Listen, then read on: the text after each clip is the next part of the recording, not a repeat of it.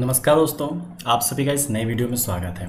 तो गाइस, आज की इस वीडियो में हम बात करने वाले हैं ऐसे बहुत ही इंपॉर्टेंट टिप्स एंड टैक्टिक्स के बारे में, जो कि आप अगर एक ऑनलाइन एग्ज़ाम देने वाले हैं तो आपको क्या क्या चीज़ें ध्यान रखनी चाहिए, जिससे कि आपका जो एग्ज़ाम है बहुत अच्छा हो, सक्सेसफुल हो जाओ आप, ठीक है ना। और बहुत सारी ऐसी चीज़ें हैं जो कि आप गलती करते आ रहे हो, आप उसको अच्छा करके काफ़ी अच्छे मार्क्स इंप्रूव कर सको, ठीक है ना। काफ़ी सारे साइड इफेक्ट्स हो जाते हैं अगर आप इन सारी चीज़ों पर ध्यान नहीं देते हो। तो बहुत सारी ऐसी गलतियां हैं गाइस जो कि हम एग्जाम में कर देते हैं, ठीक है। तो सारी चीजों पे हम बात करेंगे। टोटल 9 पॉइंट्स हैं। इन 9 पॉइंट्स को पूरा लास्ट तक आप जरूर देखिएगा, क्योंकि एक भी पॉइंट मिस हुआ तो क्या पता कुछ गड़बड़ हो जाए, ठीक है ना। तो ध्यान से जरूर देख लीजिएगा, ठीक है। चलिए गाइस, थोड़ा सा स्टार्ट करते हैं। तो सबसे पहला पॉइंट देखिए, पहला जो पॉइंट होगा हमारा क्या है, हम पहले पॉइंट के बारे में पहले बात करेंगे, रीड केयरफुली, ठीक है। देखिए, सबसे पहले जो चीज़ होती है गाइस, हमारे पास जो क्वेश्चन पेपर होता है, मतलब क्वेश्चन पेपर से पहले ना आपके पास कुछ इंस्ट्रक्शंस होते हैं, ठीक है। जो आपका फर्स्ट पेज होता है ना, फर्स्ट एंड सेकंड पेज, जिस पे इंस्ट्रक्शंस लिखे होते हैं ना यार, इसको बहुत ही ध्यान पूर्वक आपको पढ़ना होता है, ठीक है। पता है, अगर आप इन सारे इंस्ट्रक्शंस को अगर कई बार ध्यान से नहीं पढ़ते हो तो आप ऐसी बहुत सारी चीज़ें हैं जैसे कि आप निगेटिव मार्किंग में मिस कर जाते हो। काफ़ी सारी चीज़ें आपको कन्फ्यूज़न हो जाती है यार कि ये जो यहाँ पे दिया था कितना करना था, कैसे करना था। ये चीज़ें हैं, बहुत सारी जो चीज़ें होती है ना इंस्ट्रक्शन में लिखी होती हैं। आपको ज़्यादा दिमाग लगाने की ज़रूरत नहीं होती है, बस आप एग्ज़ाम में जाइए, इंस्ट्रक्शन थोड़ा सा पढ़िए, देखिए ध्यान से। उससे होता है ना कि आप बहुत बड़ी बड़ी गलतियां जो आपकी होती है ना, वो चांसेस आपके कम हो जाते हैं, ठीक है। क्लियर है ना। तो आपको सबसे पहले इंस्ट्रक्शंस पढ़ने हैं, ठीक है, क्लियर है। एंड देन आपको अपने क्वेश्चंस पे जाना है, ठीक है ना। क्वेश्चंस में क्या, अगर आपके पास कोई भी क्वेश्चन लिख के आ जाता है तो आपको ऐसा नहीं कि आप तुरंत लग रहा है कि आप तुरंत कर लोगे। तो यार देखो, जब तक आपको 100% एकदम श्योर ना हो जाए, अब कभी भी क्वेश्चन को तुरंत ट्रिक ना करा करें, ठीक है ना। मतलब तुरंत आप लगा मत दें, क्योंकि होता यह है कि कई बार जो हमारे पास आंसर आता है ना, हम जिस तरीके से सॉल्व करते हैं वो एक आंसर आएगा और वो हमारे लिए कंफ्यूजन के लिए होता है। पता है कैसे, जैसे कि एग्जामिनर को पता है कि अगर स्टूडेंट इस वाले फॉर्मूले का यूज करता है, मतलब थोड़ी सी भी इसमें मिस्टेक करता है, तो ये वाला आंसर उसके पास चांस है कि आ जाएगा। आप ही देखोगे यार, हम जितने भी ऑप्शंस एग्जाम में लगा के आते हैं वो तो हम सॉल्व करके ही तो लगाते हैं यार। 80% हम एग्जाम में जो आंसर टिक लगा के आते हैं ना, वो हम खुद सॉल्व करके लगाते हैं, ठीक है।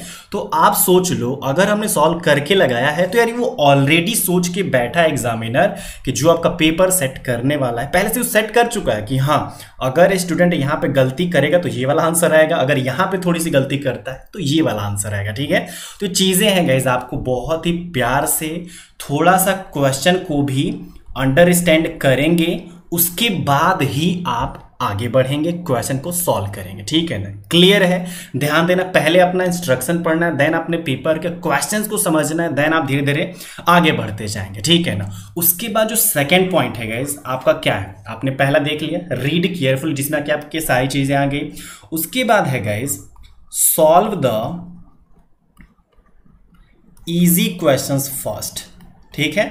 आप कभी भी ये मत सोचिएगा इसकी लगातार मैं करता जाऊं, ऐसा नहीं होता है, ठीक है ना। वो हमारे आपके जो बोर्ड्स के एग्जाम होते हैं, सेमेस्टर के एग्जाम्स होते हैं, उसमें थोड़ी सी चीज़ें हैं कि जो कि हमें सीरियल वाइज लिखना होता है, ठीक है ना।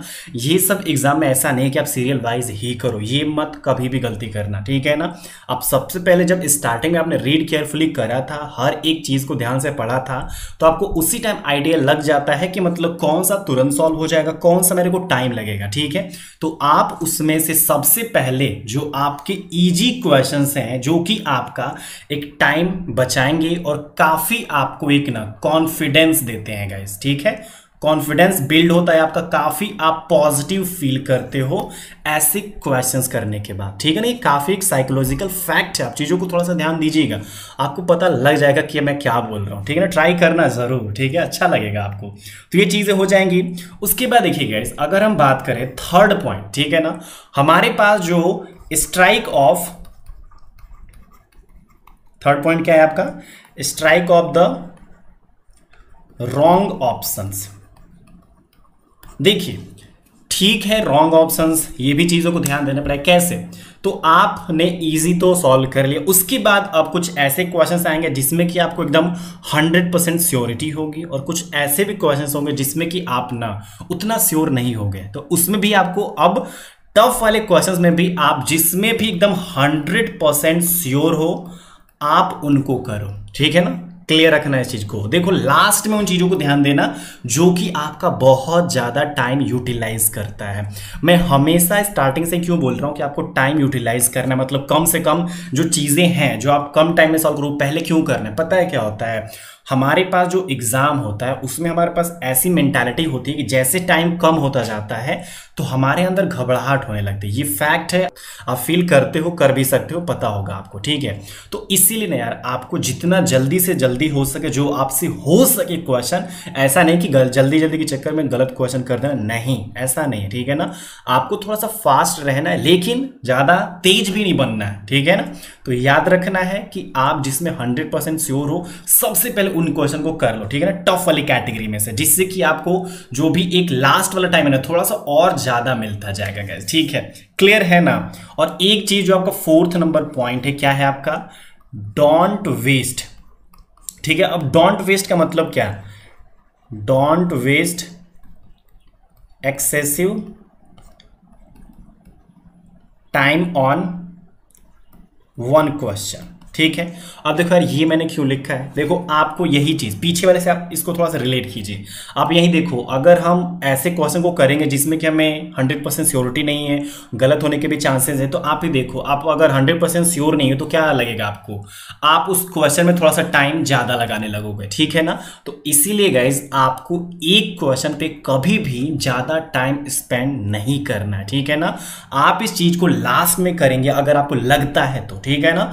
इसीलिए मैं बोल रहा हूं ज्यादा हम वेस्ट नहीं करेंगे टाइम को अपना, ठीक है। 5th नंबर पॉइंट क्या है गाइज, आपके पास जब भी एक ऑनलाइन एग्जाम होता है तो आप देखोगे आपके पास एक स्क्रिबल पैड मिलता है, मतलब रफ वर्क आप सीधा सीधा बोल सकते हो, ठीक है ना। रफ एक पेपर मिलता है आपके लिए जिसमें कि आपको जब एग्जाम में आप पहुंचते हो तो आपको वहीं पे सेंटर वाले ही आपको एक पेन और एक पेपर देते हैं, ठीक है ना। पेन और पेपर मिलता है तो आपको इसका यूज करना है, ठीक है ना। जैसे कि आपको रफ के लिए जैसे कि फॉर्मूलाज लिखना है, ठीक है ना, कुछ कैलकुलेशन करनी है, इन सब चीजों के, क्योंकि आपको देखो ऑनलाइन एग्जाम में कैलकुलेटर अवेलेबल होगा आपके जो मैं एग्जाम बता रहा हूँ, ठीक है। जैसे कि IIT जैम हो गया, आपके CSR नेट, फिजिकल साइंस, और भी हमारी कैटेगरी से रिलेटेड जितने भी एग्जाम्स होते हैं कैलकुलेटर अलाउड होता है, ठीक है ना। तो ये चीज ध्यान देना यार कि आपको अपने रफ पेपर का, पेन का काफी अच्छे से यूज करना है, ठीक है। और वहां पे भी ऐसा नहीं करना कि आप लिखने में ही ज्यादा टाइम वेस्ट कर दो, उसमें भी थोड़ा सा फास्ट ही रहना है, ठीक है, जिससे कि आप लास्ट वाले टाइम को थोड़ा सा और यूटिलाइज कर सको, ठीक है ना। तो याद रखना जिसमें कि आप फॉर्मूलाज लिख सकते हो, कैलकुलेशंस लिख सकते हो, और कुछ अपने आइडियाज भी वहां पे लिख सकते हो जो कि आपके लिए यूजफुल होती है, ठीक है ना। कई बार होता है ना कि आपके ऐसे कुछ कॉन्सेप्ट होते हैं ना जो कि पूरे पेपर में कई सारी जगह यूज हो सकते हैं, ठीक है। तो आप ऐसी चीजों को पहले ही लिख सकते हो गाइस, ठीक है ना। क्लियर है, मजा आ रहा है, लाइक करते जाओ, ठीक है ना, अच्छा लगेगा, मजा आएगा हमें भी, ठीक है। उसके बाद क्या था गाइस, हमारे पास 5th पॉइंट हो गया। देखिए 6th पॉइंट क्या है गाइस, हमने स्क्रिबल पैड यूज कर लिया। अब देखिए ट्राई टू अटेम्प्ट, वो सारी चीज तो आपने देख ली ना, ठीक है। अब ट्राई टू अटेम्प्ट कौन से वाले क्वेश्चन जो आपने अभी जिसमें आप 100% श्योर नहीं थे, अब उन सब क्वेश्चंस को ट्राई कीजिए अटेम्प्ट करने के लिए, ठीक है ना। जिससे कि आप, अगर आपको लगता है, क्योंकि देखो हमारा 80% प्रेशर खत्म हो जाता है, जितना हमें करना था हमने कर चुके हैं, ठीक है। अब आप ऐसे क्वेश्चंस पे ध्यान दीजिए जिससे कि आपको लगता है कि ये मैं कर सकता हूं, ठीक है ना, हो सकता है, तो उसको थोड़ा सा टाइम दीजिए जिससे कि आपके कुछ और मार्क्स बढ़ सकते हैं गाइस, ठीक है ना। क्लियर है ना। तो try to attempt the left over जो आपके क्वेश्चंस है वंस मोर, याद रखिएगा, ठीक है। उसके बाद जो आपका 7 नंबर पॉइंट है गाइस, क्या है आपका, कीप अ टाइम चेक। ये देखो ये वाला पॉइंट तो यार आप हमेशा ही बोर्ड से ही करते आ रहे हो कि आप जब भी पेपर देते हो लास्ट वाला टाइम थोड़ा सा चेक करने के लिए रखते हो, ठीक है। क्यों, क्योंकि पता है हम कई बार फ्लो में हमें आती चीजें ना, हम माइनस प्लस ऐसी बहुत सारी चीजें होती हैं फॉर्मूलाज में, हम मिस्टेक करके आते हैं, ठीक है। तो इस चीज को ध्यान दीजिएगा कि कभी भी आप अगर पेपर खत्म कर रहे हो थोड़ा सा टाइम आपको रखना है जिससे कि आप अपना जो पेपर है, जितने आपने क्वेश्चन सॉल्व किया है, आप उसको एक बार क्रॉस चेक कर सको, जिससे कि आपके मिस्टेक्स होने के चांसेस बहुत रिड्यूस हो जाते हैं गाइस। ठीक है ना, क्लियर है ये चीज? तो ये चीज आप थोड़ा सा फोकस कीजिएगा। 8 नंबर पॉइंट क्या है गाइस आपका, आपके पास देखिए जब भी ऑनलाइन एग्जाम होते हैं तो हमारे पास कुछ ऑप्शंस होते हैं, ठीक है ना। एक आपका होता है आंसर्ड, एक आपका होता है नॉट विजिटेड, आपने ऑप्शंस देखे होंगे गाइस, ठीक है ना। एक हमारा होता है मार्क फॉर रिव्यू, ठीक है ना, होता है ना। देखो अब चीजें वही है गाइस, हमेशा जो एक ऑप्शन होता है ना,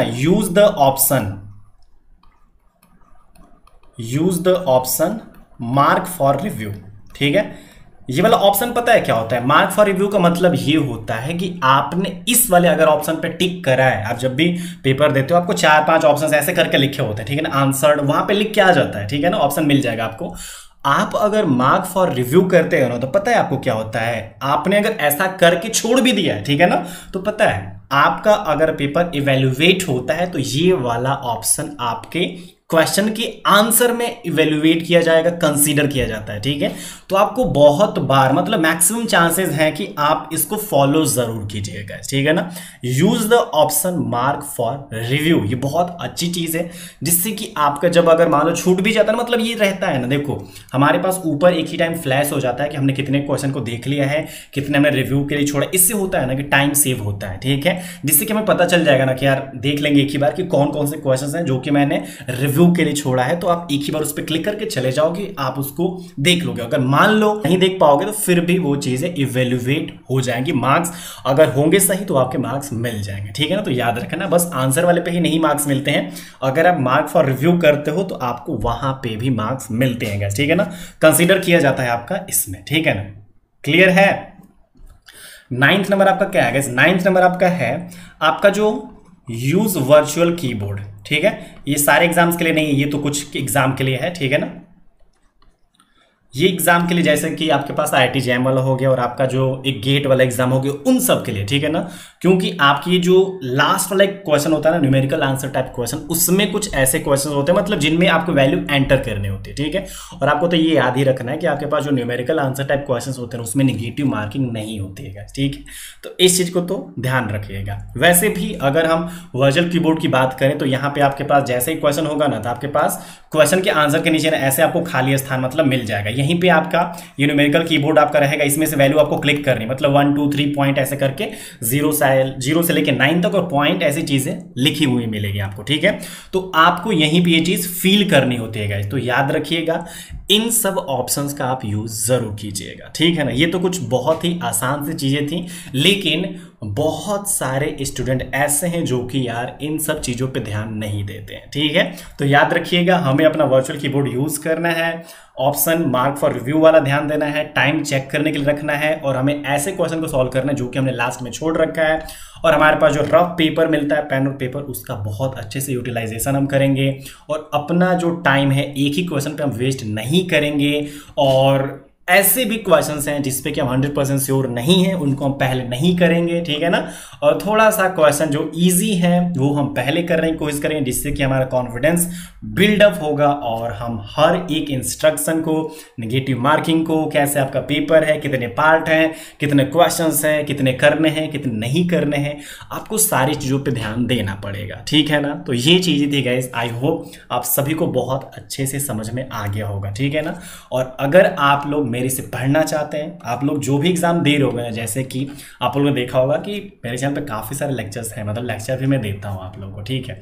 जैसे कि क्या क्या चीज़ें मैं देता हूँ आपको, अगर आप एमएससी फिजिक्स, ठीक है ना, अगर आप एमएससी फिजिक्स हो गए, अगर आप CSIR नेट हो गए, ठीक है ना, फिजिकल साइंस, सारी चीज़ें फिजिक्स है गाइस।